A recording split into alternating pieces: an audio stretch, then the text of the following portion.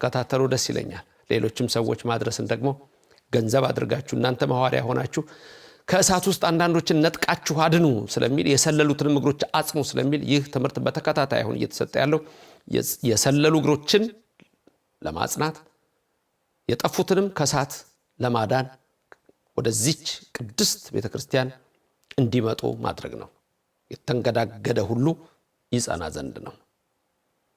ለዚህም ኃያሉ አምላክ መንፈስ ቅዱስ በእኔም በእናንተ ላይ ይደር። እንደነገርኳችሁ ዛሬ ሰይጣን የሚናደድበት አንድ ትምህርት ላስተምር ነው። እንግዲህ እግዚአብሔር ግን ደስ ይለዋል። ማደስ ይበለው ነገሩኝ።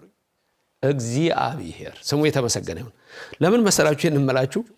ሰይጣን ብዙ ጊዜ ጥቅስ ጠቅሶ ስለሆነ ሰዎችን የሚያሰናክለውና የሚጥለው እናንተ ደግሞ ያንን የሰይጣን አሰራር ታፈርሱ ዘንድ